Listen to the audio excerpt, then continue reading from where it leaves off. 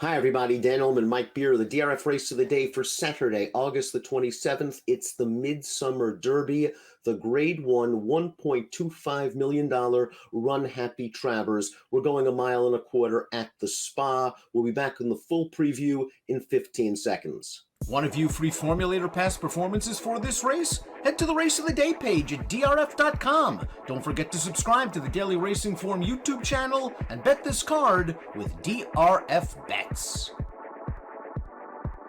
Here's the field for the Grade 1 Run Happy Travers. And Mike, we have a strong field. The Kentucky Derby winner, Rich Strike, is 10-1.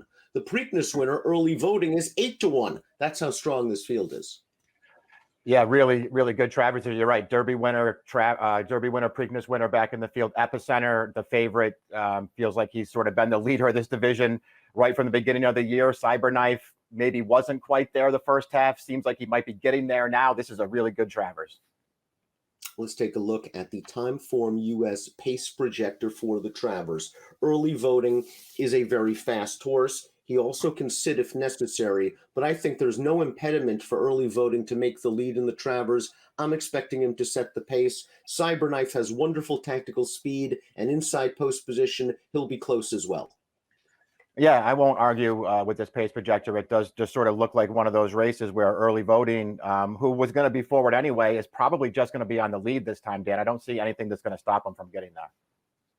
The number one is Cyberknife, who simply might be the now horse coming into this race. He's won 4 of his last 5, the only loss coming in the Kentucky Derby. And we're going to watch his victory right now in the Grade 1 Haskell last time out. And this is a horse that was very green early in his career, but he was nothing but professional here. He had no problem sitting in between horses, ducked down to the inside. That can be an intimidating spot if a horse is green. Not so for Cyberknife, who finishes it off nicely.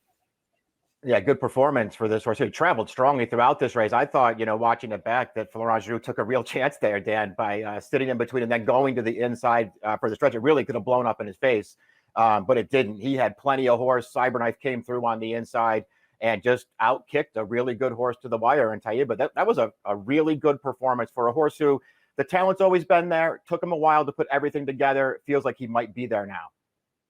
The Kentucky Derby winner is up next. The number 2 is Rich Strike. Pulled off that 80-1 shocker when drawing in from the also eligible list at Churchill Downs. Got a lovely trip and ride to win that day. But he also fired in the stretch hard to beat Epicenter, to beat Zandon, to beat Cyberknife. They decided to skip the Preakness. They concentrated on the Belmont. He was supposedly training very well going into that race, but he was somewhat flat. Yeah, he didn't, run his best race on Belmont Stakes Day, that's for sure. And it was just a totally different race, Dan. It didn't, they didn't blaze away in front of this horse in the Belmont Stakes. And when the real running started, this horse was basically empty and was never a factor. His Derby is, at this point, it's something that he is now going to have to prove that he can reproduce. But they can't take that win away from him. And he ran really well that day with the setup. The Belmont has already produced a couple of next round winners, including the top filly Nest, who came back to dominate both the Coaching Club American Oaks with a 104 Beyer speed figure and the Alabama with a 99. It's all about pace for Rich Strike, who figures to be lingering near the back of the pack in the early going. Up next is the Iowa bred, number 3, Ain't Life Grand. This horse has won 5 of 8 starts, and he scored last time out as a 1-20 shot should against fellow state breds. Let's watch that race. This is one of the Iowa Stallion Stakes races, and he just overpowered these horses turning into the stretch. He wins by 7. He got a big figure 2 starts back when winning the Iowa Derby. It's a huge class test. Yeah, it is a huge class test, but he's a horse who deserves to run in a race like this. He's getting better with every start. This is obviously just basically a public workout on 2 weeks rest off of the Iowa Derby, where, you know what, Dan, he ran really well and he got a figure for that race. That was a race that, in some ways it set up really well for him because the horse that was on the lead, Conacher, who's really, really fast, just doesn't really want to go that far. And that horse got really tired in the stretch, and Ain't Life Grand came and picked him up. This is a way tougher spot, but he's a nice horse. The great Bill Mott will send out the number 4, Gilded Age, and distance should be Gilded Age's friend. This horse looked good winning at Churchill Downs 2 starts back, a mile and an eighth race. His first start after a poor performance in the UAE Derby.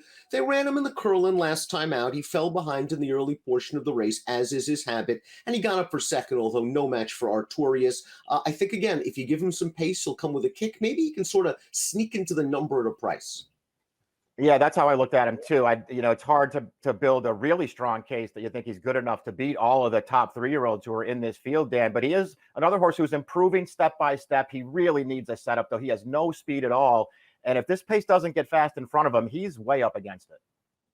Juddmonte homebred Artorias is the number 5. He is by Travers winner Arrogate, and he's trained by Chad Brown. Let's take a look at Artorias' win over Gilded Age in the Curlin Stakes, going a mile and an eighth. Now, this is Artorias. Is only his 3rd lifetime start, and he really swept to the lead and just dominated this group. It was a big effort from him. His buyer speed figures have gone up with each and every start, and he has a ton of upside. This is, again, a big step up in class for him. Yeah, he's run well in all 3 of his starts. He clearly has some ability and has a chance to turn out to be really good. And obviously, this Curlin win is just a fantastic performance, a race where you could tell he was going to win on the backstretch. He did get a perfect trip, however. And listen, Dan, sometimes the step up from the Curlin to the Travers, it's always a step up in class. Sometimes it's not a significant step up in class. This year, it's a significant step up in class. He did not beat a very good field last time. The number 6, Epicenter, was the deserving favorite in the Kentucky Derby after dominating the Fairgrounds Road to the Derby. He ran quite well at Churchill Downs, a good second, beaten by the rail skimming Rich Strike, who took advantage of the big pace. Epicenter kind of made his move into the teeth of the pace to make the lead. He was the beaten favorite in the Preakness, although that trip didn't exactly work out. Early voting got the big jump on him turning into the stretch, but Epicenter had always hinted at being one of the best 3-year-olds in the country, and he proved it last time out in the Grade 2 Jim Dandy when turning the tables on early voting. He just sat back in last, swept on the outside, and Joel Rosario never takes out the whip. Yeah, this is a pretty compelling performance. They sat last. They weren't going that fast in front of him. He was never that far away, and you can just see him. He just runs this field over, and he does it basically under strong handling here. This is a really impressive performance. He's probably been the best 3-year-old dating all the way back to January. Personally, Dan, I got to be honest, I wasn't sold on him leading into the Triple Crown races. I was dead wrong. He ran great in the Derby. He ran great in the Preakness. He just ran great in the Jim Dandy. He's the horse to beat.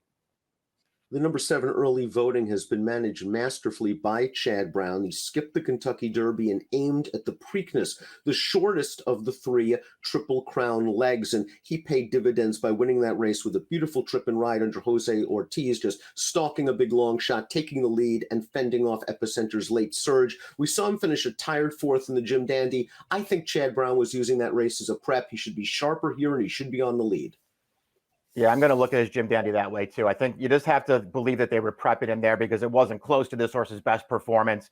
I'm assuming he's going to run way better here. I get that, the Preakness is the race that sticks out on his card.